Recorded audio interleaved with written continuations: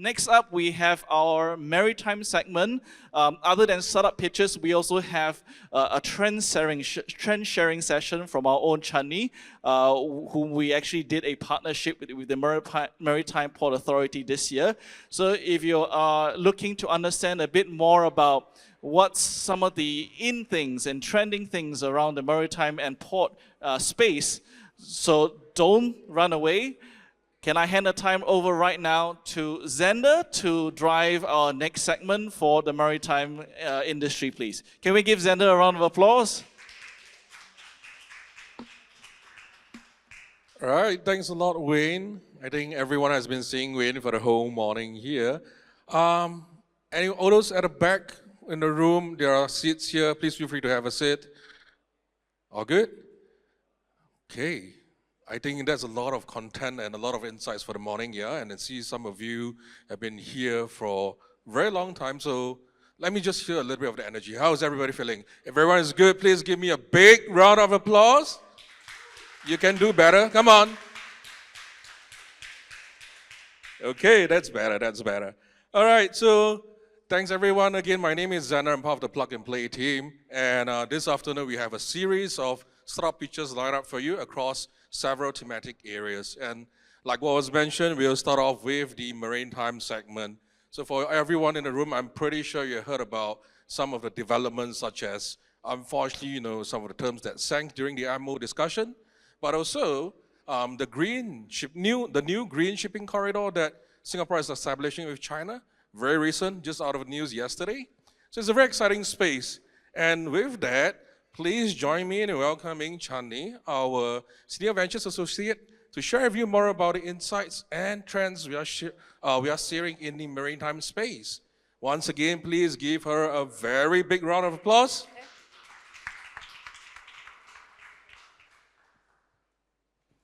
Thank you so much, Xander.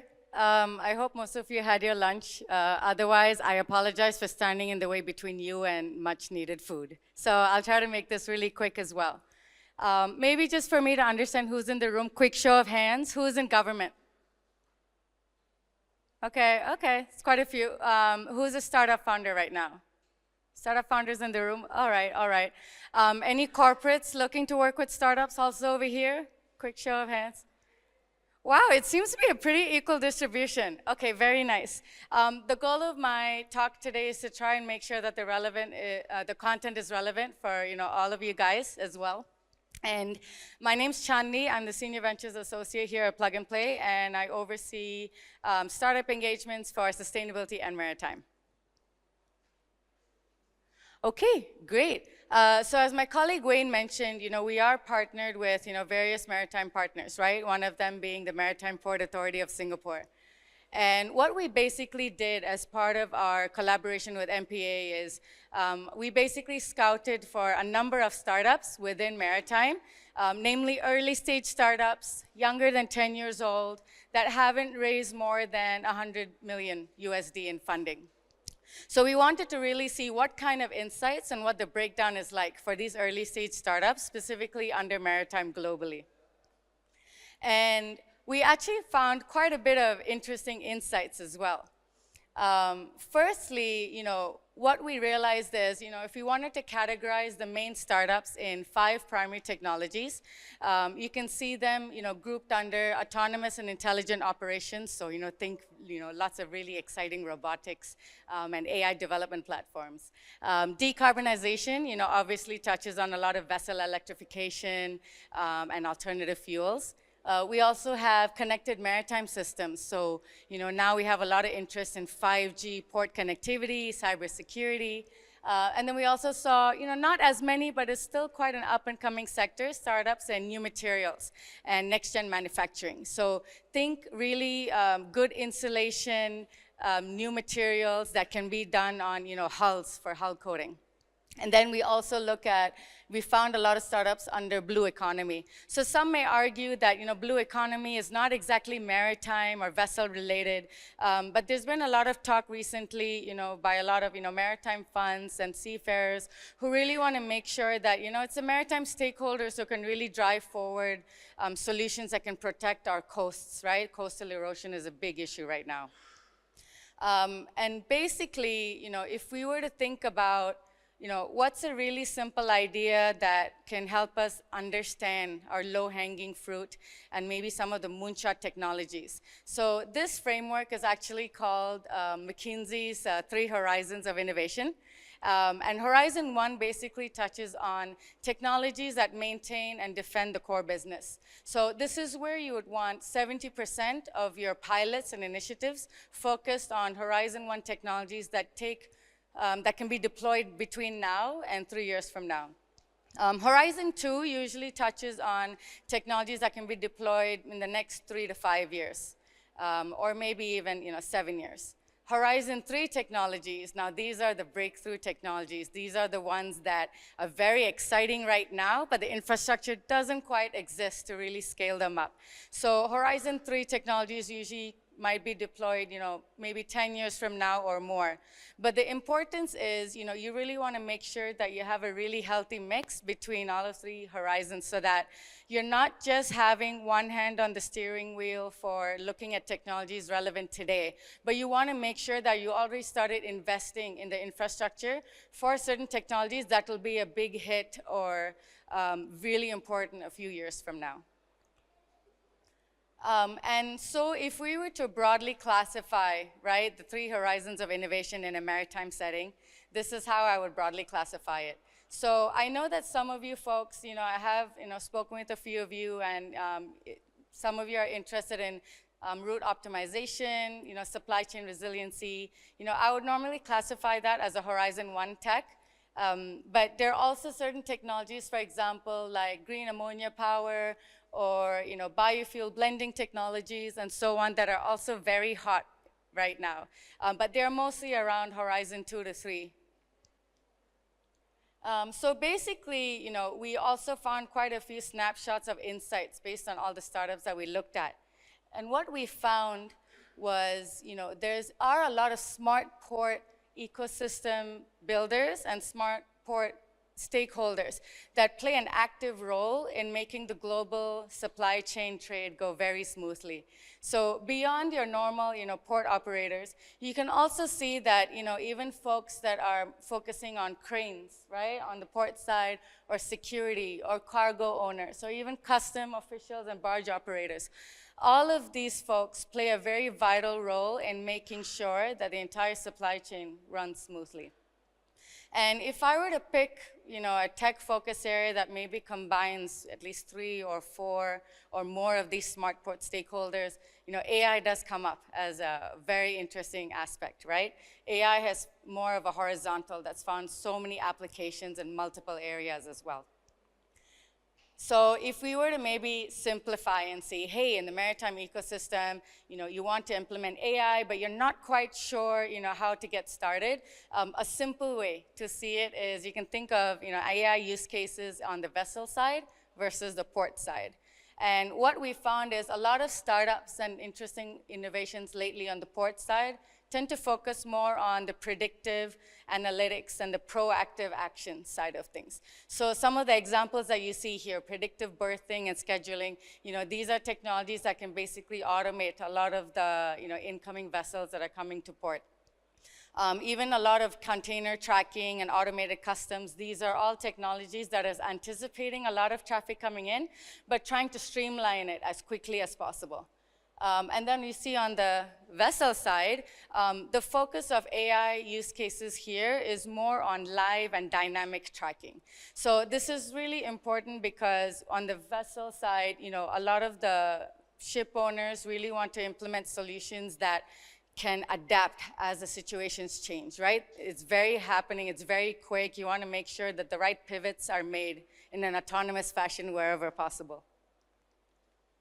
So what comes with implementing AI, it also means that there might be a lot of challenges to overcome, right? And depending on your organization's familiarity with deploying a lot of advanced digitization initiatives, it also means that you need to make sure and account for the challenges as much as possible beforehand, so that when you do have your data infrastructure ready, when you are implementing an AI solution, it should happen very smoothly without any hiccups. So some of the interesting concerns that have come up is, we want to make sure, is the data secure? Are the sources of data reliable? Can this data, be continuous, right? We don't want something that we'll only have access to for a week and then suddenly 2 weeks of silence is just going to be maddening. Data consent as well. Certain countries, especially Europe, as we know, have very advanced personal data protection acts and so on. So you want to make sure that whatever AI tool you bring in can handle that sensitive data in a legal way. And we're also seeing, there's a lot of ethical considerations and maybe some regulatory uncertainty as well. So Singapore, for example, I think has done a really amazing job in proactively putting together an AI ethics and governance strategy. In fact, we have an version 2.0, I think, that was published on one of the official agency websites. So this really helps proactively just explain, hey, maybe these are the kind of parameters that are safe to operate in for now, if you want to consider, dabbling your foot in this area. So, I'm making a quick segue, to 3D as well. And when people think of, 3D manufacturing, people don't really typically associate this with maritime necessarily. But why I bring this slide up is because I want you guys to really be familiar with the notion that you don't need to only look at technologies strictly within maritime. It is also actually very beneficial to look at tangential markets and see how can those solutions also be of benefit to you within maritime. There are a lot of crossovers that happen, here and there, especially with a lot of digitization strategies, this making everything so seamless. So, I've just put, this is not comprehensive, but just a few suggestions of certain technologies. We're seeing a lot of on-demand spare parts production. So this basically means, if you're in a vessel and, they have certain failure of certain parts in your engine room, instead of waiting for the next port call, that might be 3 to 5 to 6 days, what if you could 3D print that part on the vessel in 1 hour? That way, your vessel doesn't have to really suffer until it can really be looked at for a replacement. So these are just a quick, example of, a lot of advanced manufacturing, technologies that can also be implemented on board or even on the port side of things. And if you wanted to look at connected maritime systems, I think people also wanted to look at 5G and so on. These are just some ideas of how we can, see that really coming to fruition. I guess, am I out of time? Oh, my bad. Okay, I'm going to rush this through very quickly. Our startup tech scan also revealed that, autonomous and intelligent operations have really taken the lead. Decarbonization is coming up. But it's quite hard to scale and quite capital intensive, so it's still a bit slow growing. We also tagged all the startups under the primary and secondary technology areas. So happy to discuss this over a longer period, offline, if any of these charts are of interest to you. And we also wanted to basically focus on, APAC versus Europe, right? And what's really interesting is that APAC is actually not lagging that far as much as we think. APAC has actually overtaken Europe in areas like autonomous operations, advanced manufacturing, vessel electrification, and alternative fuels as well. So this really goes to show that, APAC sector as a whole has really been doing a generally great job of validating and scaling these startups really quickly. This chart also shows basically a list and ranking of cities by startup count and funding raised. So as you can see here, Singapore is ranked #1 due to the enormous number of startup spin-offs and startups that are starting out, and in terms of funding as well. And what's really interesting here, if I can bring your attention to the chart, is mostly if you see on the West Coast towards the US, a lot of the early stage startups have chosen to incorporate near the financial hubs. So, New York, San Francisco, London as well. But that's not the case in APAC. In Asia, we actually see a lot of these early stage maritime startups choosing to incorporate and set up their base operations near ports. So this is basically because founders are prioritizing faster scale up, faster validation, faster prototyping. And this way they can iterate a lot faster. So that's basically it. That's all the time I have today. I wanted to thank you. And if you have any questions about maritime, come find me. Thank you. Thank you so much, Chani. Let us give another round of applause to Chani, please. Right, so unfortunately we don't have all the time, so if you have any other questions, feel free to approach Chani later on. So she'll be down by the main hall. So we'll be moving into the startup features, but before I start, just a couple of very quick information. If you'd like to get connected to any of the startups, look behind your name badge, there's a QR code, scan there, you'll be able to find the startup's information. Second thing to the startups is that you have 3 minutes. You'll be able to see the timer here. I've been told not to be too nice, so if you run out of time, I may sing over what you're pitching. All right? Okay, please help us to welcome Nicolo from Kinetics Pro. Hi everyone. My name is Nicolo. I'm the CEO and co-founder of Kinetics Pro. We are a computer vision and AI startup that automates the detection and prevention of workplace safety risk in industrial sites. The way, sorry, I think this is the wrong deck, but it's not a 3 minutes deck, but I'll try to do my best. So, oh yeah, perfect. So the way this, the problem we're solving is that today safety is a big problem. You have more than 240 million workplace safety accident happens with 2.3 million fatalities. This is also a big problem for companies because cause like large financial losses, mainly due to medical bills, reputation disruption, and as well operational disruption. The way the solution works, we have a system that connects with existing cameras, and then we are able to use AI to provide 24/7 safety detection with instant risk notification. We can also integrate with IoT device, just smart speakers, smart lights, and send real-time alerts, as well as the analytics and reporting. We have a portfolio of AI detection models that covers what we see in the most common and most serious safety risk happening in the facilities. And we have seen within 3 months of the deployments reductions of 70% in safety risk and safety accident, as well as a 200x increase in visibility across sites. The differentiation, we have a portfolio of, so we have a technology that takes 2D images from cameras, and then we apply computer vision techniques like RGB depth conversions and spatial mapping to extract 3D data from these images, and then we're able to create live digital twins in real time. In terms of business models, we have a portfolio, we're targeting large MNCs in the manufacturing, logistics, and maritime space, and then we scale within the facility infrastructure. And business model, we charge depending on how many cameras are connected to our solutions. We're not alone in the sector. There are a few players in the space, but the way we are differentiating ourselves is through our spatial vision tracking technologies that I was showing before. Myself, I'm the CEO and co-founder. I'm managing the operations and business development efforts. We also have Joel, CEO, as the expert behind the spatial computation engine that I was showing before, and Thomas, our machine learning and AI expert. Since we started, we have initiated paid pilots with large MNCs, covering North America, Europe, and the US, with 3 already going into full deployments. And again, as I said, our goal is to scale within the facility ecosystem of these large multinationals. As of now, we're more present in more than 9 countries across 3 continents. And we are now planning to scale our operations mainly in Europe and the US. If you're curious to learn more, I'm over there with the booth, so happy to share more information about our technology. Thank you.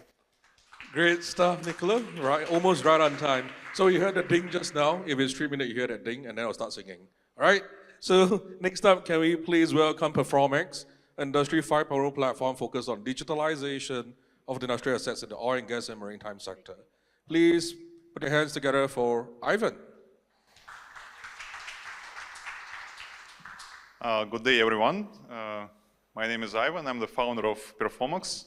We are an engineering team based in Singapore with a focus on oil and gas and maritime tech. So we believe that the major issue in the heavy industries is actually us humans. And human factor contributes to 30% of the budget loss in industries like oil and gas, offshore, and shipping because of few reasons. One of them is actually pilferage of diesel fuel and spare parts, which happens on a scale, and we politely say that it's over 15% right now. The second part is low qualification of the employees. Sometimes they're tired, sometimes in the engine room it's very tough to make a right decision. And because of this, you switch off alarm and then something breaks down. And up to 20%, it's the case when you don't have a data and you need to maintain your engine more often. So our solution consists of two parts. It's a hardware platform and a software platform. And we provide a pretty unique case of transformation of vessel into digital asset in less than a day. So we acquire all of the data existing in the perimeter of the vessel of existing machinery. And we able to digitize all of the major aggregators of telemetric data inside and stream it through Starlink to the office. Basically, using this data, we provide real-time operational insights, catching the patterns of operations, as well as monitoring the condition of the machinery, and as well as providing the proofs for oil and gas clients for every second of the generated data. We also provide the modern chatbot, which simplifies the interactions on board and in the office related to the documents, manuals, and existing telemetric data. Our hardware platform is pretty unique as well because it's scalable across all heavy machinery like engines, gensets, pumps, electric systems, also analog systems for older machinery like before 2005, for example. And we believe that what is not measured is reported as a carbon, basically. And majority of the heavy industrial operators right now having excessive taxation based on this situation. For us, it's pretty simple to start.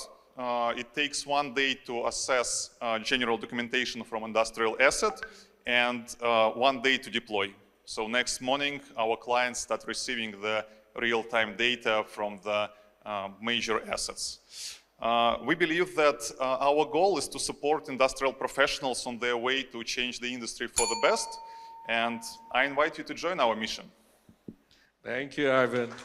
Almost there, almost there. All right, before I invite the next startup on, I just been told by Nicolo that that was the full deck. So everyone got the full spill in half the time spent. Thanks, Nicolo. All right, next on the list, we have Nexus Ocean, which builds domain-specific agentic AI operating system trained on your specific data. Can we hear it from Shell? Please give me a round of applause. Thank you. Hi, everyone. My name is Shale. I've been a captain, and I work for the maritime industry. Been here about 25 years. What we're building is an agentic AI operating system, building AI humans for the maritime industry, as you can see. One persona at a time. Why are we doing it? Because the maritime is going to be 3 times its size by 2050. 90% of global trade happens on ships, so it's not going away. While the talent, there is a huge shortage, and close to 50% are retiring in the next 5 to 10 years. So we need to have these AI humans that support the humans in place. And the existing talent is busy doing same repeat work day in and day out. I've been in the seats, been there and done that. How are we doing it? We have 3 different systems. We turn the entire mailbox, which is a knowledge pool, into an enterprise knowledge graph. So you can access any information going back years within seconds. We connect it to your existing ERP, CRM systems. So you have a complete picture, and every persona or a role gets information and augmentation based on their particular role. So a technical manager sees something completely different. A commercial and a marine sees something completely different, which is bespoke to their role. The impact on the industry is that we reduce people from low-skill work, which is mundane, into high-skill work, finally leading, so you should be able to manage your business with much less people because the experts are retiring in the next 5 to 10 years anyway. And it's trained on your data and is specific to your company. This is how typically we take your data, build a secure AI operating system, and the output is AI personas that behave like your human beings today. So an AI twin of a human being that you have today, trained by that very expert. This is typically what the agentic AI looks in the background. It's not a copilot, it's not a chatbot. It is being trained like the human that you have on the role, and it behaves extremely accurately. So ChatGPT and all reach about 60% of accuracy, 60, 70%. On the day of launch, we are close to 90% of accuracy as per your digital human. Typical benefits we're seeing for the company is elevated enterprise, workforce multiplier, and business continuity. So when the workforce disappears, you don't have to worry about it. You've got an enterprise knowledge graph that takes care of the future generation that comes into work. This is where we sit on the spectrum. Those are the large language models. These are some of the ERP systems that are bolting some AI tools. We take all of that, merge it with AI, and create AI humans. That goes through emails, systems, you name it. So this is how big the opportunity is just in Maritime.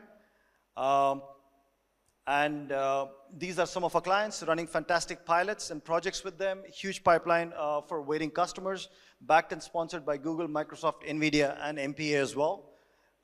This is the team, and I'll give you an example. Okay, I'm out of time, but we had a steering failure in Port Hedland Channel, and the guy was dealing with technical issues rather than filling up forms for port state, audit bodies, and charterers. And all that was done within minutes. So that's what we are doing while they can focus on problem solving. Thank you very much, guys. Thank you. Fantastic. No bow. Great stuff. Thanks, Shil. All right, so at the halfway mark, we do have Marina Chain, which leverages AI to transform fragmented maritime data into automated compliance and actionable insights. So please help us welcome John Jie, the co-founder and COO. All right. Round of applause. Thank you, Sander. Hi, everyone. I'm John from Marina Chain. We are an AI startup focusing on maritime transformation, specifically in the areas of carbon regulations and document management. Now, one thing that we saw when we started the company that really crippled a lot of maritime space, especially in their trillion-dollar green energy transition, is the issue of messy and unstructured data. So these are just multiple reports, multiple formats of the same report existing in PDFs, images, emails, Excel sheets, and so on. And the issue is that a lot of critical energy data is being locked up behind this messy, unstructured formats. And so when we came in, we saw that, hey, we could actually leverage our AI, our technology, to take a reporting format that takes 3 months plus to do and make it 10 times faster on our platform to the tune of 1 week. How we do this is actually using our proprietary in-house AI called Parse AI, where we take in data from any format out there and turn it into standardized digital data, either for our platform or for any third-party platform.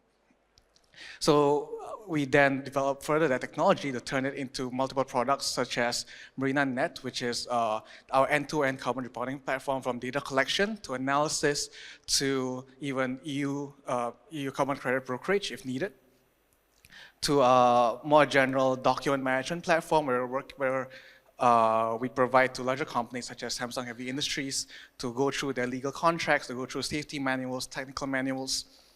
And then we also develop a chatbot for that to actually turn these carbon insights and turn these document insights into a digestible format for anyone on the ground, regardless of language they speak. And our technology was actually developed in the early days in partnership with OpenAI engineers to develop that AI pipeline. And up to this point, we've actually captured 70 to 80% of our beachhead market in South Korea. So this amounts to about 400 to 500 vessels using our platform on a daily basis, and we are cutting down their compliance costs by up to 30%. And we're also expanding rapidly to different companies around the world, either through partnerships or through our APIs. So yeah, we are currently on track to receive $6 to $8 million in revenue by the end of this year and are growing very rapidly.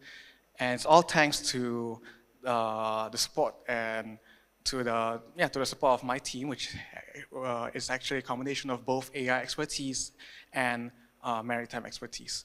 So I am almost out of time, and thank you for your attention. Thanks, John. That is great. See you within 3. Right. Number 5, we do have CREG-Tech, a deep tech and US spinoff, revolutionizes biogas conversion with a novel catalyst that halves biomethanol production steps. You can see that Kang Hui is eager to come up, so please let us welcome him. Thank you. A very good afternoon, everyone. I'm Kang Hui, co-founder and CEO of SIRATTech. SIRATTech is short form for Carbon Recycle Technologies, and we are the spin-off from National University of Singapore. We are focusing on affordable biomethanol solution using a novel catalytic technology that minimizes the cost of production for green methanol to address the needs for maritime and industrial use. So we all know about methanol as an alternative fuel, but also as a fundamental building block for many of these chemicals products or everyday products that we see. Of course, we heard about this net zero framework from IMO. Can be quite disappointing, but yet again, we see as a good step towards decarbonization for the maritime industry. Of course, the challenge for green methanol is that only 0.2% of the total methanol supply is sustainable or green. So we see this limited availability, and also it's compounded by high green premiums. We also note that the green methanol production is very concentrated in selected regions, especially in Europe and in China. So we do see an untapped potential in Southeast Asia here, since we do have a lot of biomass waste around Singapore. So what we do basically is to turn those waste into biogas. Biogas emits sort of carbon dioxide and methane, and we transform that with our catalyst innovation into affordable biomethanol solution in a scalable format. And most importantly, we can achieve marine methanol grade quality with the catalyst technology that we have. And how are we able to do this is basically we develop a novel simplified two-step process. I'm sorry with the formatting, but basically, you can see that we transform biogas, which we turn that into an intermediate product called syngas, followed by a second step, syngas to methanol. So the difference is that the conventional process actually has to strip out this carbon dioxide. And for us, we actually take this carbon dioxide into our process, and this is how we are able to simplify this technology, slashing the CapEx and OpEx by up to 50%.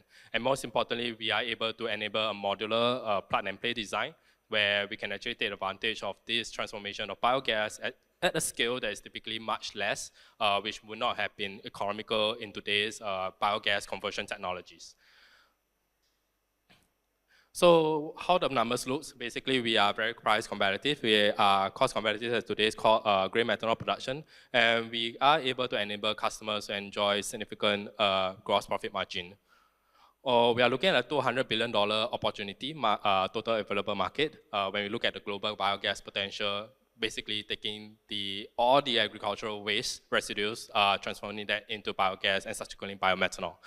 For us, we are starting from Southeast Asia, which is specifically Malaysia and Indonesia, when we look at these landfill, palm oil mill, agricultural residues, and we are already looking at a $1 billion opportunity. So these are some partners that we are looking to work with to deploy our technology. We are fortunate to have the support from Breakthrough Energy, Enterprise Singapore, and partners to share our vision towards enabling a greener alternative fuel with methanol. So this is our team. I'm co-founder, CEO, and I have a co-founder, CTO. Together with our VP Business Development, we form the management team. And with our seasoned engineering team, we are looking to scale our lab scale prototype to a commercial unit. So we're actually looking to raise of up to at least $3 million to enable our pilot plant development. And we hope that this entice you to join us on our journey towards a cleaner future. Thank you. Thanks, Kang Hui.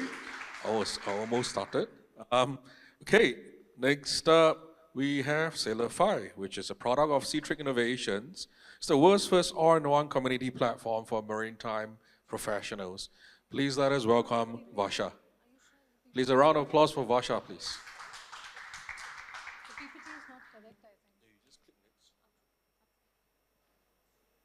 Hi everyone, I'm Dr. Varsha Sirohi, and I'm the founder and CEO of Sailify. Yeah, that's not the correct PPT. Okay, it's fine. So the global maritime industry currently depends on 1.9 million seafarers at the moment who are sailing or not sailing, right? And we are tapping onto a market where they are facing daily challenges, from complex documentation to not having a platform, a single unified platform for upskilling themselves or for getting hired. They're invisible digitally. So Sailify is a first professional digital community for seafarers. There's no such solution at the moment which can connect a seafarer to a training institute to an employer. And apart from that, we are also trying to solve their digital challenges that they're facing.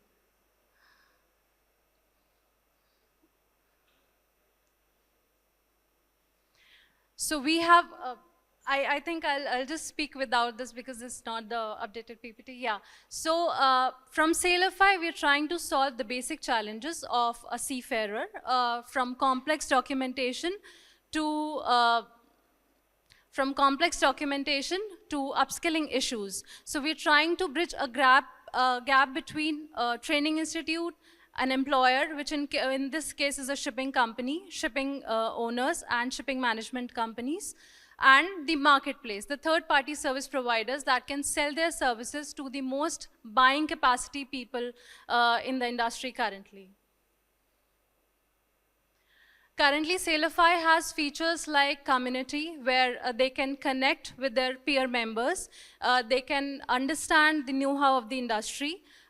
Then they have some digital smart tools, for example, contract checker, a simple contract checker that can help them understand what are the advantages and disadvantages and how to negotiate better terms with their employer.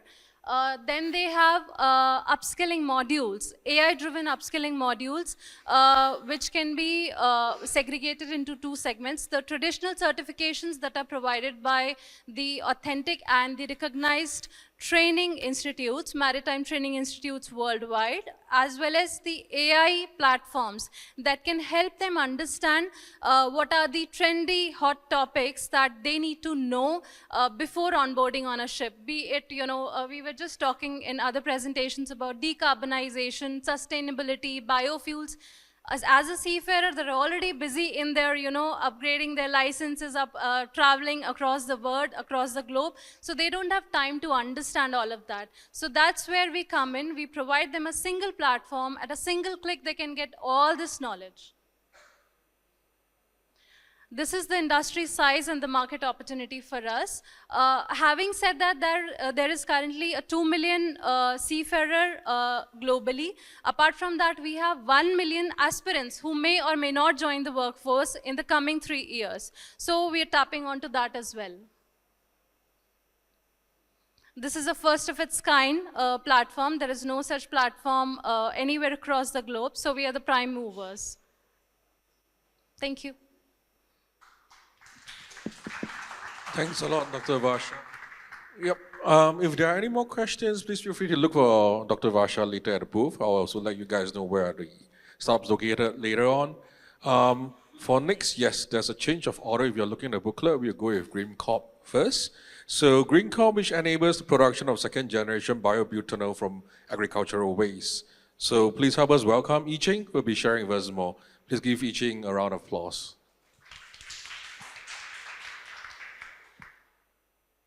Hi everyone, I'm Yi Ching, Project Director at Green Corp.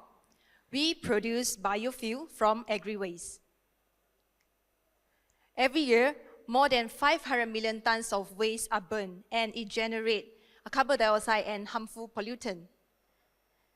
At the same time, biofuel demand is rising, and yet the demand is still far behind, the supply is still far behind. What if these two issues can solve each other? That is what Green Corp does. We convert waste into fuel, fueling both economic gain and sustainability. Our patented process consists of two main steps. First, pre-treatment and followed by fermentation. So for the pre-treatment method, compared with conventional pre-treatment which required high temperature and pressure, our catalytic pre-treatment happens at ambient conditions. So we are 4 times faster, we are safer, and we are more scalable. And followed by fermentation. So thinking of fermentation like making beer. Normally, you will need to seal off the beer and let it ferment without oxygen. And our method is different. So we can let it occur without removing oxygen or constantly stir things up. So it is like fermenting beer with the cap off. So it is not only simplify the process, and it also save a lot of energy. So the end product, butanol, lignin, acetone, and even fertilizer, all with commercial value and with minimal waste. We have also obtained ISCC certification, and we can reduce up to 83% of GHG. So our business model is very straightforward. It's technology licensing. So we provide our clients, such as the plantation owner or the biofuel players, with our technology, and then they will generate the biofuel with our tech, and we have the recurring revenue from providing them with the catalyst and also the materials. So GreenCorp, we empowered a resilient waste-to-fuel ecosystem. So the biofuel that produced with our technology can be blended with marine fuel or being further processed into sustainable aviation fuel. So we are a balanced team with decades of experience in R&D, in operation, as well as commercialization. So in short, GreenCorp, we provide agri-waste revolution for sustainable energy solution. So if you have any questions, feel free to visit us at booth 12. Thank you. Thanks a lot, Yi-Ching. No bells again, very good. Okay, before I call on just very quickly, is Mark here, Microsec? Calling once, twice. Okay, so yes, unfortunately, Mark won't be able to join us, but so that wraps up the Maritime segment. So hopefully you guys have fun listening to the insights and trends, and of course, from the startup pitches. So as mentioned, the Maritime startups, they are based from booth number 17 to 24, if I'm not wrong. I hope I'm right. So booth 17 to 24, just down by the alley on your right side if you're going towards the exit. Feel free to find them there, check them out, speak to them. And yes, my last sentence before I pass on is, please feel free to look for either myself or any of Plug and Play staff if you have any questions. So with that, I'd like to pass the time to Don.